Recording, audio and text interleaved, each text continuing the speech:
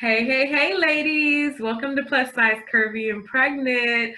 Tonight, I am excited to have some very important subject matters to discuss tonight. And it's about food, nutrition. How many of us love to eat and eating well and eating for wellness?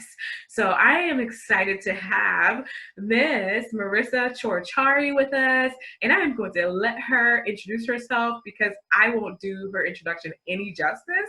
I want her to introduce herself. Hi, Marissa. How are you?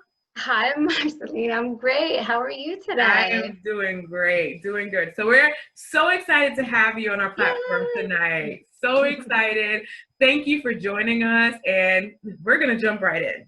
Just jump Okay. right in. So tell us about yourself. Tell us what you do. Tell us. So I want to preface, I love to eat too. So that's where, I put my passion into a career. So I am a registered dietitian, and I'm also a board certified integrative and functional nutritionist. And I'm based in Miami, but in reality, I work with clients. I mean, who isn't working with patients online right now these days? So I've been in this field though for about 15 years, a little bit over that. And so besides being in private practice, I'm kind of like a woman of all trades. I do a couple different things. I do some consulting as well, for larger organizations, as well as adjuncting. And I'm an adjunct professor for nutrition.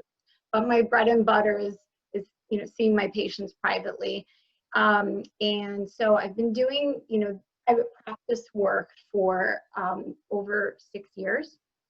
And so my practice, I see all different types of patients, but my areas of expertise are working with women, because I love women's health, and who understands it better than a woman? So women's health is a big area for me, as well as chronic inflammatory conditions surrounding the digestive system, because I believe, really so many things can stem from our gut health. And we'll get into that a little bit later, especially in fertility. But so women's health, definitely is an area that most of my patients will come to see me for. And so I've been doing this, for not just because it's a passion, but it's really something I feel is so important from an educational standpoint. I can spend so much more time with my patients on a private setting versus working in a hospital or doctor's office. And so, I really just, I want to let you know how appreciative I am to have me today, and thank you. So. Well, we're excited to have you. We're excited to have you. You said something that really sparked me because you said that you like that one-on-one. You prefer that. So that means she pours into her clients and her patients, and she's that cheerleader in the background, like, hey, let's eat to heal, let's eat to grow, let's eat. And I like that a lot because I love food. And if food can heal me any kind of way, hey, I'm in for it over taking, your traditional medications. But what brought you into this field? Any particular life experiences that sparked your interest? Oh my goodness! Wow, there's many. So I'll just tell you the short version of it. So I was an overweight child, and my parents, I was kind of going into my tween years, and my parents took me to go and see a nutritionist. They were like, "Listen, we have to." They were really tiptoeing around it. They didn't really know how to address it. I think they were kind of like earlier pioneers of just positive body image. But they took me to see a nutritionist, and she was basically like, listen, she's gonna lose the weight when she's ready. And she was right, because I didn't want to hear anything from anyone at that time when they took me. But eventually, as I got older, going into my high school years, I lost the weight naturally. And when I say naturally, I was super candy eater. So I took initiative and I made those changes. But I always had issues from the time I was a child with eczema. And even as I got into college, I was having migraines. So, you know, my interest in nutrition, but from a, you know, I'll just say functional lens, was always there. And I, you know, fast forward going into college, I decided, you know, this is for me. I took like one business class and I was like, no, I'm going nutrition. I don't care what they make. This is like for me. And so, you know, moving into my career, I've done many different things, but I've always appreciated, again, what I could do on an outpatient basis, because, you know, it's just not enough practitioners have enough time to talk about food. And let's face it, you know, food and the way that we eat and how we approach it, these are behaviors that we develop from the, you know, in utero, but stemming from also, you know, when we're small children into adulthood. So we develop these behaviors. Nutrition, I always tell my patients this, it's not like a one and done, everything is great. It takes time. And so I really fully believe that, you know, having sessions and working on those behaviors, that's where, you know, everything comes together for my patients. And so for me, it was really working on, you know, the healing of eczema, all the skin issues, which actually I really do believe stem from, you know, digestive health. And so, so I was able to work on that, really put that, you know, besides the eczema, the migraines into remission. And that's, from there, I just went into more and more functional medicine training and integrative nutrition. And I have found that it's just, you know, instead of applying this Band-Aid approach, which is, you know, more of like that traditional medicine avenue, and that's what we traditionally learn in school, right? But then you know, through the years in my profession, I did additional training, and I've just found it so important for my patients, and they're really able to, you know, as we find out what some of these issues are, getting down to the root cause, we're able to break through some of the barriers that they've seen working with other practitioners. And I love it. It's really reinvigorated me in, you know, in the world of nutrition for what I do. And I can hear the passion for sure. You know, passion, and you're advocating for the women. I'm a talker. It's okay. It's and that's all right. To be passionate, to have someone who will look out for their patients passionately and address the issues. You know, like you said, it's an issue that sometimes starts in utero, and I never really thought about that, because what you eat as, you know, a expecting mom, the baby loves or rejects. And when they're born, they'll love or reject that same thing. So it's interesting to even hear the connection there. But what does an integrative nutritionist do, and how can they help a woman on their fertility journey? That's a great question. So what I would say I do, you know, it's complicated, of course. But when I work with someone, I'm not only looking at their current state of health, but, you know, we ask a lot of questions. I want to know, actually, my first session is usually about an hour and a half. So I'm spending, you know, a good amount of time finding out information on the back end. And of course, people can submit that to me. Like, you know, I ask questions like, what was your birth story? Were you breastfed? Were you bottle fed? I want to know some of those things. That will tell me a lot about how your immune system works, for example. But, you know, in a nutshell, an integrative nutritionist will look at, and I'll focus on a fertility lens, but we're looking at, you know, what stresses might you be working with? You know, how do you hold stress? What other kind of environmental stressors? We're also looking at how our bodies might be exposed to different toxins and how we process them.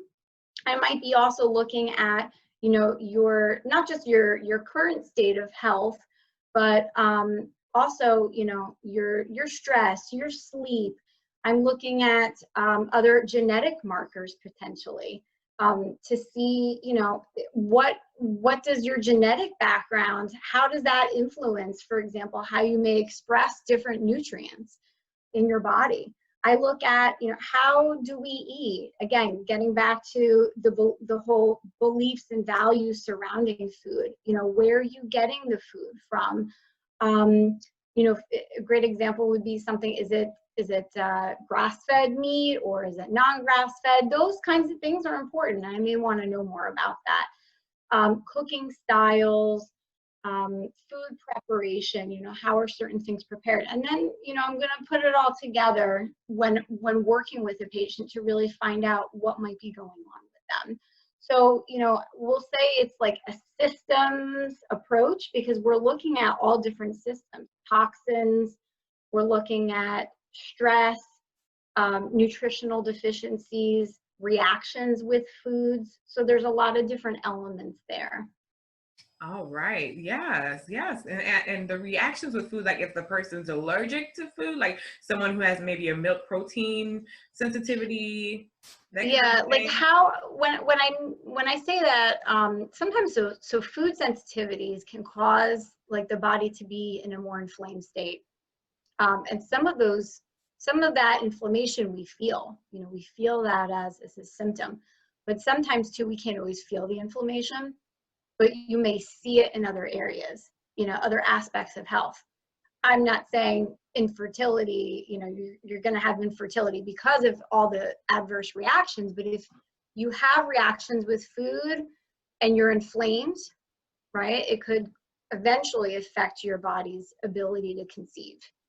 So, That's yeah. great. Yeah, that's true, because even in ovulation, if you're inflamed or have inflammatory factors, the ovulation may be even disorganized, or maybe you're anovulatory where you don't ovulate at all. So to know that food can actually help heal that, or eliminating something can actually, you know, help that process go a little smoother. It's great to know and understand. So that's a great thing to even know, that our integrative nutritionists are able to help us eliminate and probably reintroduce new things, new foods, to replace those foods that help with that factor.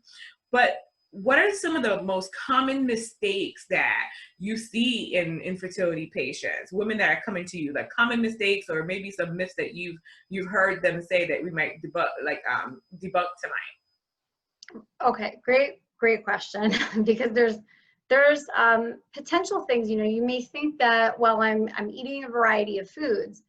One of the biggest mistakes that I see, and this is, you know, focus on fertility, of course, especially in, you know, in a person who might not be their ideal weight, where they're, you know, their OBGYN or, you know, another physician who's working with them say, you need to lose some weight.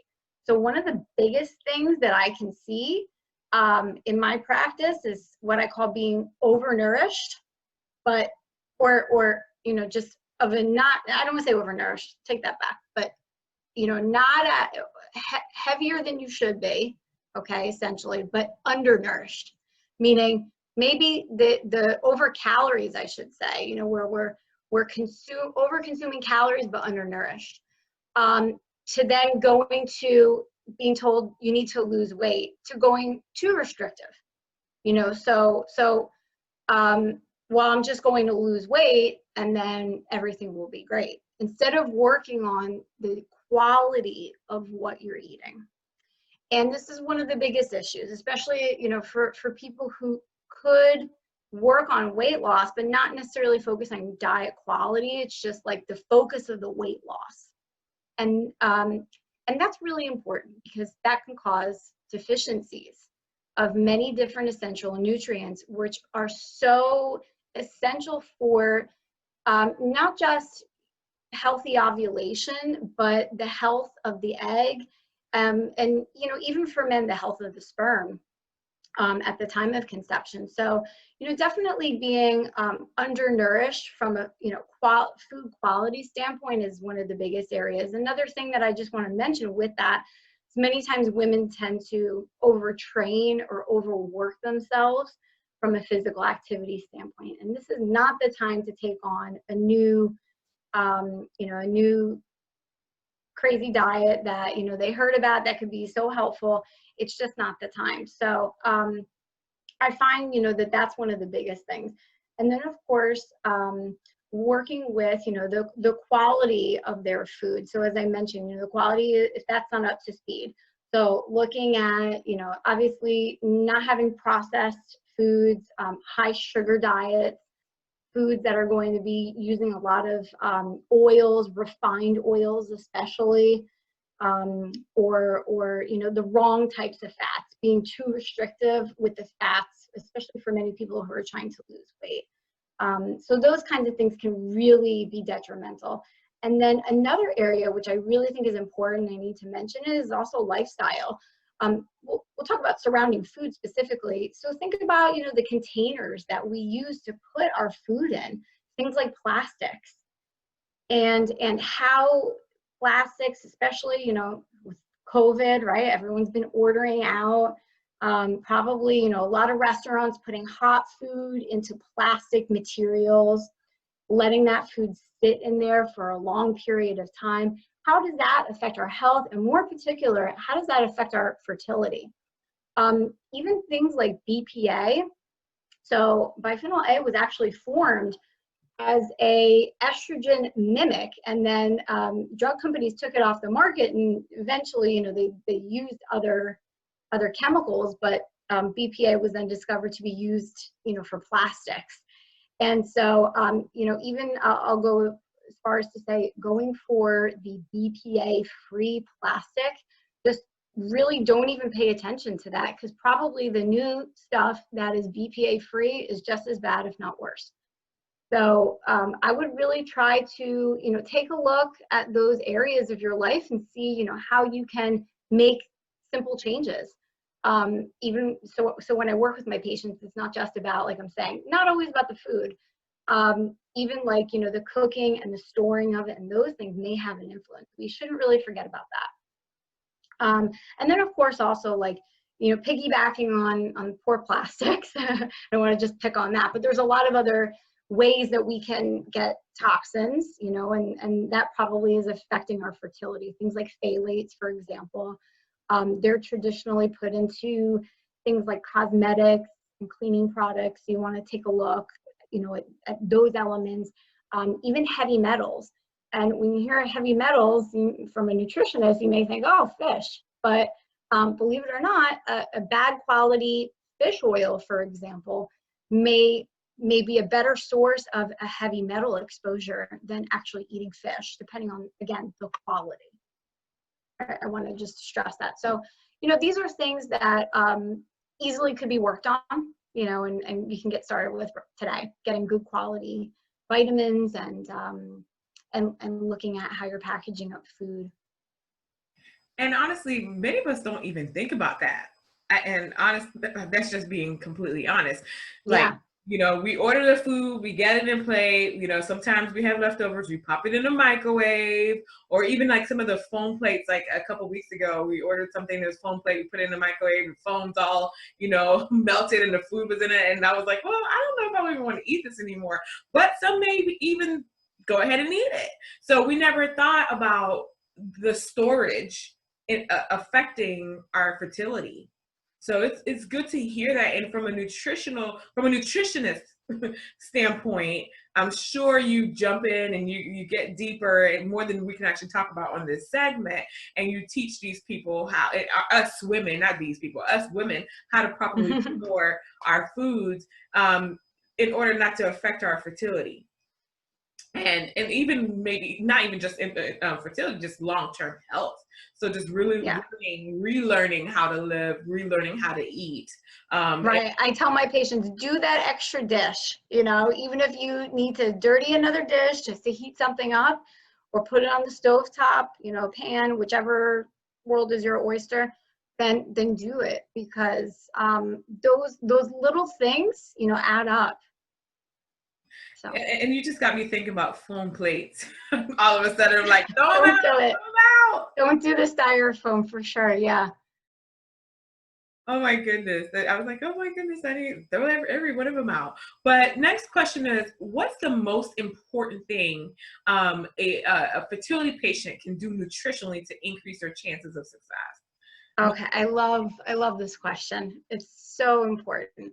So the first thing I want to tell any of your listeners is the first easy, simple thing that you can do.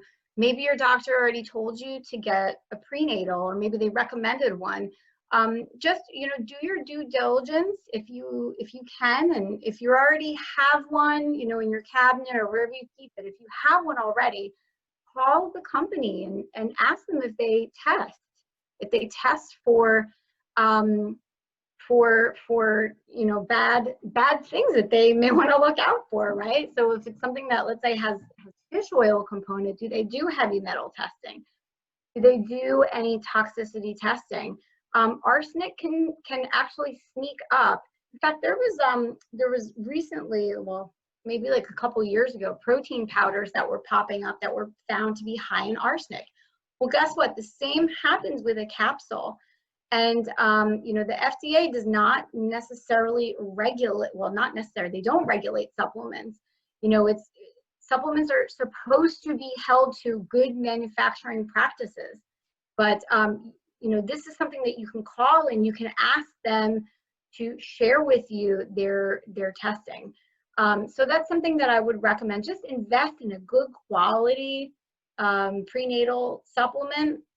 And we'll talk more about those nutrients, but yeah, that's the first thing. And then, with the food, there's so many different diet styles that we could talk about, but in general, just a really good whole, you've heard maybe of an idea of like Whole30. I'm not saying to follow Whole30, but the idea of less processed foods, whole foods, using foods that are nutrient dense, that are going to not just feed, your taste buds and your soul, but also feed your body at the cellular level. And of course, we don't think like that when we eat, but what I'm saying is to eat, a variety of fruits and vegetables. What I would say is plant-based. Okay, now that doesn't necessarily mean vegan and vegetarian, but the majority of the foods are coming from plants, whether that's, fruits and vegetables, a variety of different whole grains and beans, legumes, nuts and seeds, those good healthy fats, using cooking oils minimally, and maybe getting your natural fats from things like, olives and nuts and fatty fish. So these are really good things that you can do. And then if you are big or a larger meat eater, maybe even considering to reduce that and, going meatless a couple days out of the week, or including more plant-based meals. And I do have patients that come to me that are vegan or are vegetarian. And if you are already, or you're looking to go that route, then I would suggest, and you can be successful, but you may want to be open to including things like eggs and or fatty small fish, because those foods contain certain nutrients that are really, really difficult to get from plant sources. And if we do get them from plant sources, oftentimes it's just either, not enough, or even sometimes the conversion factor, our bodies, meaning they can't convert it to an active, usable form. So those are things that we want to consider, okay, from a food standpoint. And another thing, I know this is like a really long answer, but to address any deficiencies in the diet, sometimes I have my patients do, I don't know if like Chronometer or some of these other apps, I think like MyFitnessPal, and I tell them, plug in just a couple days of what you're eating, and we'll take a look at that together, and we'll see, sometimes, give you like a nice graph where the deficiencies lay. Or we could be more sophisticated, depending on, who I'm working with, be more sophisticated and direct and do actual nutrient testing to see where the deficiencies lie. And then, individually address those accordingly. And, just, I made a mention about the veganism, but I think, in general, between the vitamin and really paying attention to what we eat, those are like two huge things that we can do from a fertility standpoint. And more these days, we're hearing more of the lifestyle changes going plant-based for whatever reason. Could be health focused, some of it religious focused, and others are just saying, I want to try it. I want to see how this works out. So to even hear you pretty much endorse that, I was like, okay, well, that's great to know, going more in that plant-based, not necessarily being a vegan, not necessarily being a vegetarian, but more in that direction. It's good to hear. And I actually have been pescatarian for almost 5 years during my fertility journey. And I have to say, I felt the best. My skin felt great. It looked great, and I enjoyed it because I actually got to try different vegetables in certain ways and different recipes that I never probably would have done if I was just on my, I guess, real traditional, heavy meat eating diet. So I enjoy a meatless Monday and Wednesday and Friday now. So it's pretty good and tasty, and it gets me to enjoy those nutrients in different ways.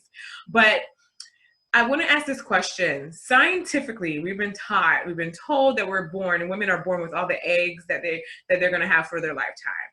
But how can nutrition affect or improve the quality of those eggs? Okay. So yeah, we're definitely told that. I've heard that so many times that women are born, with all of our eggs. To clarify that, women, when we are born, we have all of the cells, okay, essentially. So the non-mature eggs, or the cells, so to speak, which can eventually turn into a mature egg ready for fertilization, okay? But that process before ovulation, that process takes about 100 days or around 4 months for that egg or that egg cell to fully, really go through that process and go on that journey and develop. And there's that window of that, more or less what we know now, 100 days, generally speaking, that is really, really important, for the health of that egg and the health of that mature egg that's going to develop. So that's where, we really prevent, to a large percentage, the chromosomal abnormalities and just the overall quality of that egg. So if I can just kind of like reinforce, it's nutrition is so important even once we do conceive, but especially, that 4 month or so period before the ovulation process is really, a great time for a woman to change up her game on nutrition and put her best foot forward, so to speak. So 100 days, so every 100 days sounds like there's a maturing egg. I'm sure it's happening in the body. So during that time, I'm thinking like we should be eating like this all the time. But during that time, really, especially when you're trying to conceive, really focusing on that quality intake of quality foods.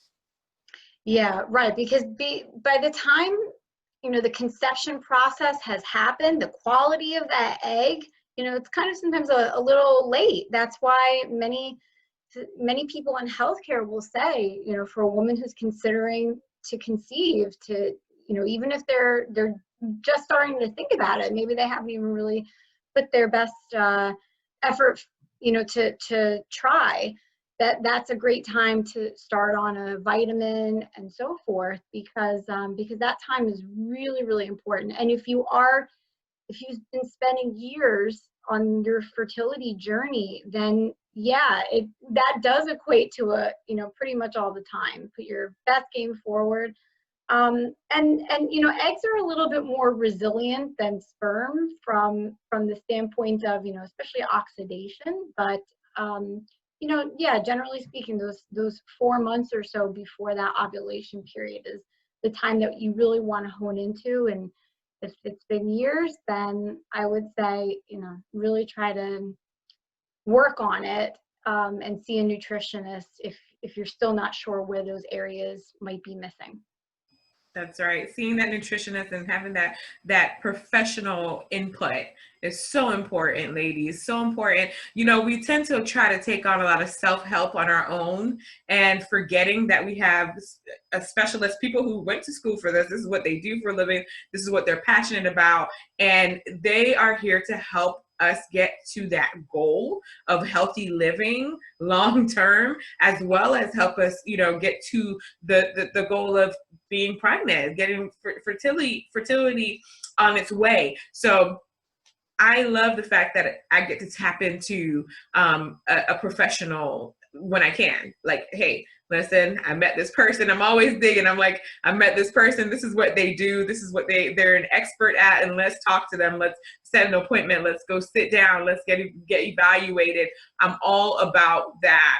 So since this is a platform for infertility, when we talk about infertility, there's a couple of different diseases that we hear about all the time in infertility, and it's PCOS, endometriosis, fibroids, like just reproductive disorders. How does nutrition and the use of food help heal those things? So that's a great question.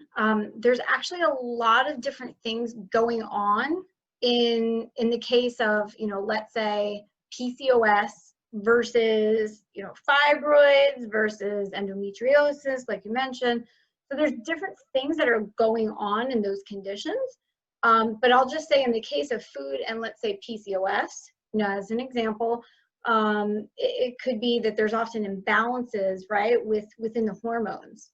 And this can cause problems with ovulation. So we really work with foods to help balance the hormones there. And especially for women with PCOS who may also have insulin resistance, I'll work with my patients on how they can improve insulin sensitivity. And not only the use of food, because food plays a huge role in our insulin response, but also lifestyle. You know, we're talking about food timing, activity time, meaning physical activity, of course.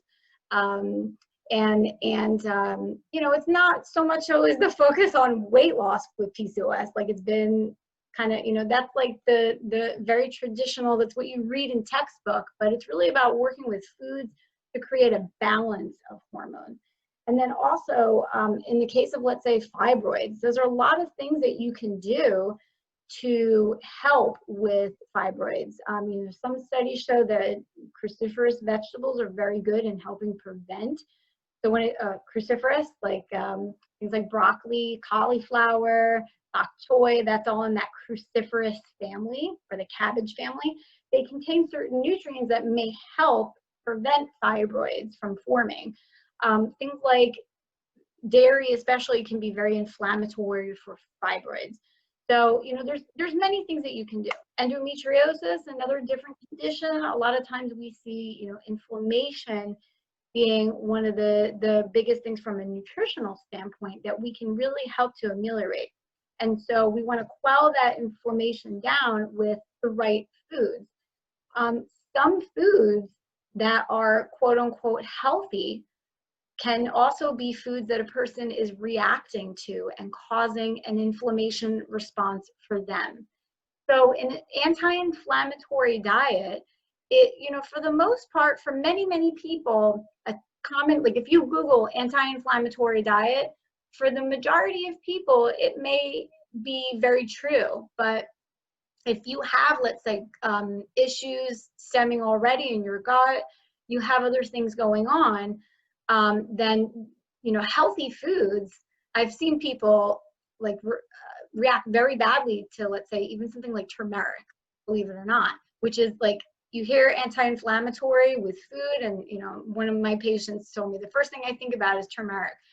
So, you know, just to give you an example, if you have food sensitivities, those things might cause inflammation for you. So I'll work with my patients. It's not like a one size fits all, it's very individualized for them.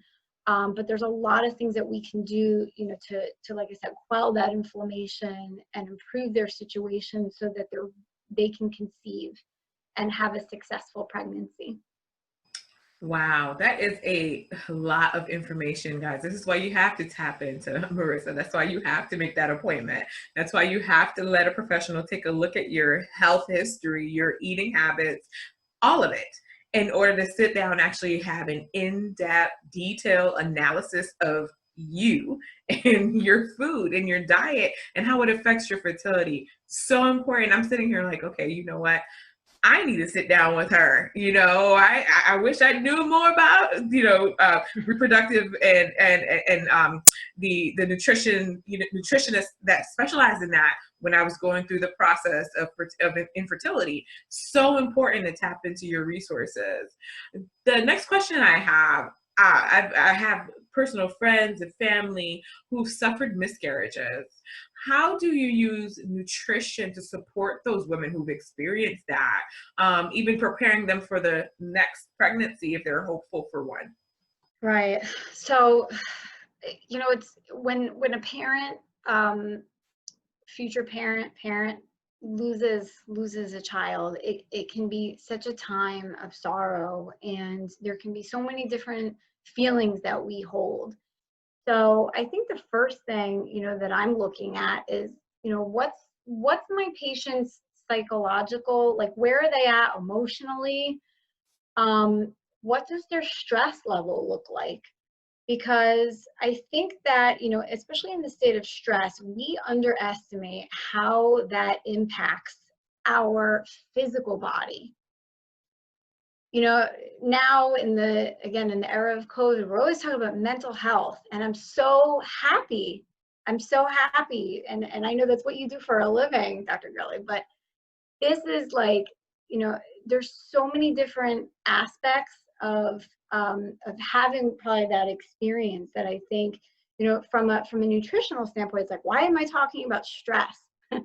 But if my patients are telling me I'm stressed and I'm having problems dealing with it, I'll want to know, what are we doing to manage the stress that we have? How do you feel like you deal with it? Are there techniques or anything, any behaviors that you or things that can be helpful for you to deal with that? And then so I'll ask about that. And then other things that I would look for. Has there been any genetic testing? What's available to me? What are they willing to potentially go, what roads are they willing to go down? When I say genetic testing, I more or less mean like genetic factors. Some of these genetic factors that we can test for, they can really help to paint a story of how our bodies deal with toxins. Okay, so for example, and this is a well-known, what we call single single peptide polymorphism, where it's not an abnormality, it's just a genetic alteration, right? If we said it was an abnormality and 20% of people had it, well, that's just a change in the genes that can naturally occur. And if we have genetic variants to different factors that can affect our upregulation or downregulation of nutrients, then we can do things with our diet. We can upregulate, we can give more foods, or I can tell you to replace some foods with other things that might be helpful in the way that you express your genes to help, let's say, deal with stress and toxins. So those are some really cool things that we're finding out now, especially in the area of nutrigenomics, which isn't always like a ton of money, and easily tested for. And then also, for my patients that are miscarrying or have had miscarriages, I'll want to, really look at, do they have any long-standing health problems that they really haven't touched on? Maybe they've been so pre-consumed sometimes with the idea of fertility, but then also I notice in our sessions together, I'm having other issues. I have, one of my patients stands out to me because we were able to really work on her digestive issues to a great degree. She was having a lot of symptoms, and after identifying what was going on, she eventually was able to conceive. Now, I'm not saying it was exactly because of that, but I have a hunch that, you know, that was a big factor for her in her inability to get pregnant. Another thing, you know, going on with digestive health, I just want to say is that a big part of our hormones are recycled in our digestive tract. And so if we have a lot of gut issues, that's directly related to, again, what I was saying before about the hormone balance. And so, you know, there's this big connection here with not just food, but with how our bodies process foods and how it affects our digestive system. So I would also look to that as well if, you know, someone's coming to me for that reason. Now that's deep, because there's so many women, they start to, you know, self-loathe, they start to have depression and anxiety, thinking like, you know, this is hopeless, they've lost hope and even trying again. So to even know that looking into your nutrition, looking into your genetic, the peptides that you're talking about could be just that, using food to heal. I mean, to me, like, using food to heal, everyone should run there before they run to, you know, GNC. That's just me. Run to get you some quality food and get your blood work done. Find out what's going on genetically. Find out, that you said the up nutrition and down nutrition, what they can do with something that is so pure as food to help heal and help support these pregnancies. Get pregnant and support it. I'm loving this conversation, and I'm thankful that you're on the platform to share all of this insight. Thank you. Thankful. So my next question is, do you collaborate with other specialties to care for the patient? Are you calling the physicians? Is that the team approach? Is that something that you do? Yes, absolutely. So where I see my fertility patients, I see them at the Hope Fertility Support and Wellness Center, and they absolutely have, you know, a holistic team. So I am their, you know, nutritionist and dietitian, and then they also, so, you know, I'm able to recommend, and, you know, I have someone within our team who does acupuncture and oriental medicine approach, or a traditional Chinese medicine practitioner, as well as, you know, I may work with people who do massage therapy, especially prenatal massage, but also, you know, women's health massage. Also looking at, you know, I have a plethora of people who I'll typically recommend for, you know, an integrative obstetrician, or, you know, just someone who's like more like-minded. If people just, you know, they sit down with me and they just say, I don't like my practitioners, there's someone that you recommend.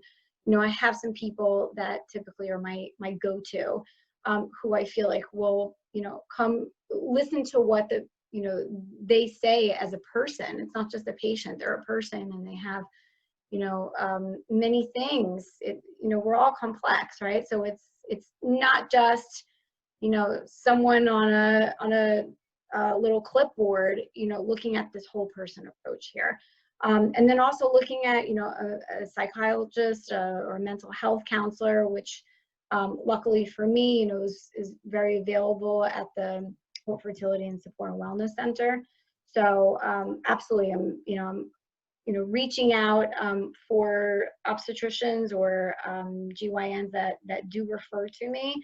I'm you know, always available to them in any recommendations that they needed one-on-one.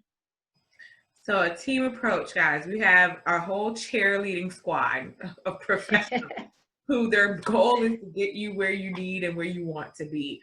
I can't say enough about collaborative care. It is very important because not one specialist knows everything about everything. So it's great to have that team approach where they're actually talking to each other and they're recommending massages, acupuncture, and nutrition and psychology, because we're taking care of the whole person. And as you heard Marissa say, even the more holistic obstetricianists, gynecologists, they're out there to support you. So if there's any questions that you have, I'm saying get an appointment.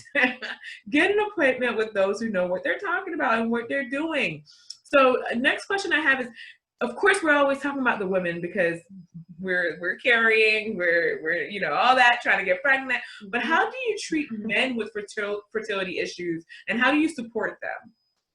That's a great question. So many, let's face it, you know, many women who come to see me, they're also either in a relationship or, you know, or they have someone in their life who, you know, is also part of this process. And so, us women, you know, from a physiologic standpoint, we're much more complicated with when it comes to fertility and just being able to reproduce. So that as we talk about men, we can't forget that the sperm and the egg, they come together and form genetic material, right? Where they provide genetic material from both and combine. So it's really that approach, and it would begrudge me to say that it's just to put all that burden on the woman. So when it comes to men, it's really about improving the sperm quality. Sperm in general, they're much more sensitive to oxidative damage. So that means that any, you know, stress, if you've heard of the toxic burden, they're going to be much more susceptible to toxins. And there's really not a way to repair. You know, this is primarily because the sperm don't have the ability to repair like an egg does, so to speak. So once they get damaged, that's it. And so for men, you know, if they're not able to repair the sperm membranes, it can influence that whole development process of, you know, once that egg is fertilized.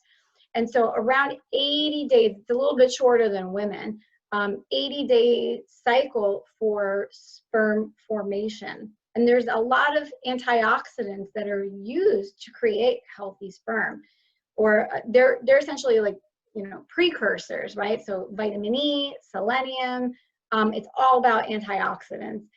So we're looking at, you know, green leafy vegetables. We're looking at, you know, other foods, nuts and seeds, and how we can get high quality fats. Fats are so important. So these essential fats, you know, coming from those smaller, if possible, I'm saying smaller fatty fish. And then also looking at, you know, other really important fats like, you know, avocados and healthy nuts. And then also making sure that we're quelling that oxidative stress as much as possible, or reducing that inflammation.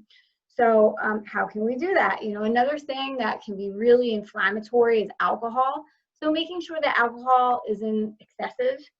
I might even tell some of my patients, enjoy, you know, a little bit of wine. That resveratrol is going to be a really good source of antioxidants right there. But certainly, you know, there's a certain amount. It's usually less than people think. So besides, you know, less alcohol, if people are smokers, I mean, hopefully they've been told in their doctor's office to really, you know, smoking cessation. And then, you know, again, talking about food quality, you know, I work with my men on where they're getting their foods from, you know, getting out the processed stuff, getting out the sugars, as I said before, getting those healthy fats. And then another thing, just talking to them about stress too, because this whole process can be stressful. You know, they're many respects caregivers for their spouses or their partners, you know, who are going through this. And so I think giving them, you know, some support on that end and talking to them about stress management, lifestyle, you know, changes, all those things is key. Yes, it is. And I like the part where you say that they are caregivers, because my husband can tell you right now, sometimes I felt like, hey, I can't do this by myself. And he was there, and he didn't express the stress the way I did, but he felt it and took it on. And I'm sure took it on, you know, physically, you know, where I was like more in the mental, you know, stressing point. But for him, it's like taking it on physically to help guide me, you know, and support me through this fertility journey. So that is so important. And thank you for letting us know how you support men and help treat men. I feel like it's always forgotten on the fertility journey because we're so focused on the woman, but how important it is to actually remember that we are creating, you know, a person from two people, you know, like you said, genetic material from both sides. So thanks for including that.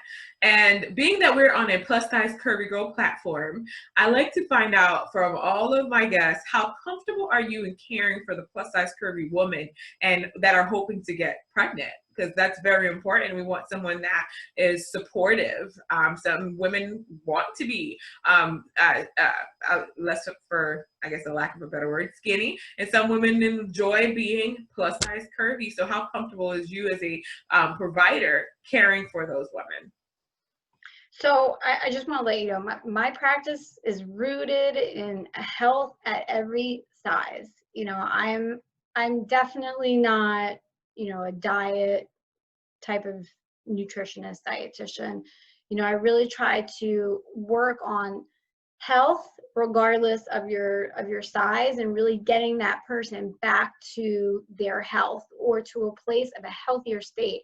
That's really what it's about.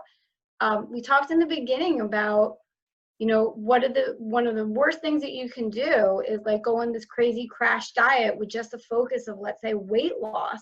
And I've seen so many people focused on that by the time they come to me. Well, my doctor insisted that I get to this weight, or, you know, they have it in their mind, I need to get to this weight in order to conceive. And that's not the case. You know, it's getting out of that box or that mindset is so important, because just because, you know, maybe you've had some struggles, let's say with getting to a healthier weight, it's really about getting to a healthier place with what your lifestyle and eating is about. And that should be the focus.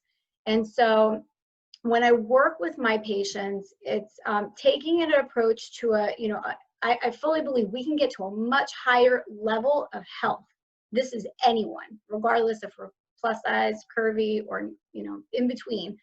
We can get to a much higher level of health by nourishing the body, nourishing our mind through, you know, feeling good about what we're eating, feeling good about, you know, the movement that our bodies do, appreciating all of what our bodies can do for us, because our bodies are amazing. Like you said before, you know, not getting that depressed state of mind, you know, getting away from being mad at our bodies, being mad at our bodies. You know, it's really about that self-love, appreciating what our bodies can do, because when we have a more positive mindset, it's going to, again, with that upregulation, right? Our bodies have a really funny way of suppressing fertility. And so getting out of those, you know, those mindsets, and realizing what our bodies can do, and working with, you know, long-term goals, short-term goals with my patients. We're going to break those down in our sessions. What are your long-term health goals? What are your short-term? You know, and really I'm focusing on restructuring our habits, particularly related to eating, right? Because eating is oftentimes surrounded with so many behaviors. Sometimes it's focused on weight loss, you know, and sometimes it's focused on replacing food options, you know, not giving necessarily everything up, finding that happy medium, finding that happy balance. And then also looking at, you know, keeping in mind their cultural beliefs, their, you know, social influences. I have tons of patients before COVID, let's say, that used to, you know, I'm very social and constantly going to events. How do I navigate nutrition from that way? So I'm going to work with you to make it workable for the long haul. And actually makes that more of a lifestyle change, you know, than anything, because I'm sure those habits you will learn and you will keep You know, most of the time, if we change something to, you know, in our diet or our everyday life, after doing it for 21 days, it becomes like a lifestyle. You know, it just naturally happens that way, and hopefully you stick to it. But I feel like it's just a lifestyle change in general of just that holistic care of the body and using food in that regard. Now, my next question is, what foods or vitamins do you feel are most essential on the fertility journey, and why? And the reason why I asked that question, because I know many women are asking, like, well, what can I do right now to help? Right. I even call you. What can I do right now, this second? We're looking for a solution. So, what vitamins or food do you feel like are essential? Okay, so we talked a bit about the vitamins. And so, you know, definitely like looking at vitamins that, especially prenatal vitamins that have good forms of folate. If or you know, for most supplements, it's going to be folic acid. Folate usually comes from the whole food, or from, you know, food, as we know. But adequate B vitamins, adequate choline, okay? So choline, where do we get choline from? We get it from eggs. You can see my little chart here. I love showing this chart. Just gonna cover up where it comes from. But as you can see, these are like some of the main nutrients that we're gonna, does this say? Yeah, this is the right one. I was just making sure. For female fertility. So like, you'll see folate on there, but also you can see the other, we talked about, you know, antioxidants. So what are they? You know, selenium, for example, is a big one. Those B vitamins, magnesium. Most Americans in general have a diet lower in magnesium. Magnesium is really essential for, you know, some of these trace elements. They're essential to help support that oxidative stress that can sometimes occur. And then also vitamin D. That's something that we can easily now get checked at our PCP. You know, even if you live in a sunny area, we're here in sunny Florida, but I still find a ton of vitamin D deficiencies, right? And that's not just related to how long we spend in the sun, right? You know, generally speaking, has to do with also, you know, the how much melanin we have in our skin. Darker individuals traditionally cannot absorb as quickly as a lighter skinned individual person. So you want to get your levels checked regardless of the color of your skin. Actually, vitamin D has not only been shown to be important from a, you know, egg quality standpoint, but it may even influence, you know, the actual ovulation process. So that's why I'm talking about it so much, the vitamin D.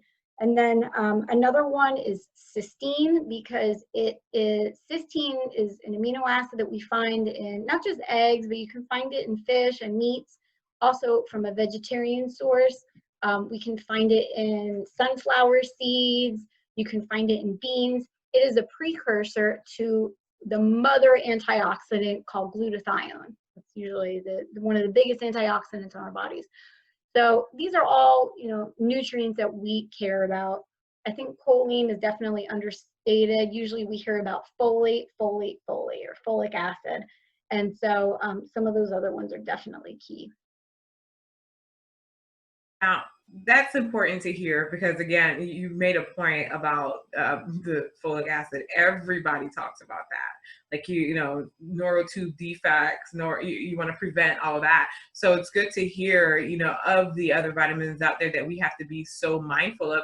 And sometimes, you know, could cost us between $10 to $20 to actually, you know, combat that by taking a multivitamin, a great quality one to help with that. So easy to do, as well as, you know, looking at our food, our food combinations and all that kind of stuff that can help heal that process. Now, we're about to close on up, ladies. So I hope you're taking notes, drop your questions in the box, and we're here to answer these questions for you.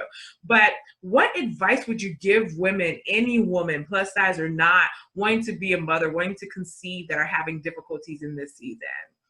On a nutritional, reproductive nutritionist standpoint, of course. Yeah, great question. again, getting back to that stress, you know, what are you doing in this point in time? Maybe you've been on this journey for a long time, or maybe you're just starting it. And maybe you don't even know about any infertility issues. But if it is an issue, what are you doing, you know, to help manage those stressors? Because, you know, now that you know, it can actually really down regulate that whole likelihood, right, of being in that state of being fertile. So how we internalize things, I think, is just really, really profound. You know about that a lot more than I do. And then also, I think, you know, we really need to look at, you know, what is our lifestyle like?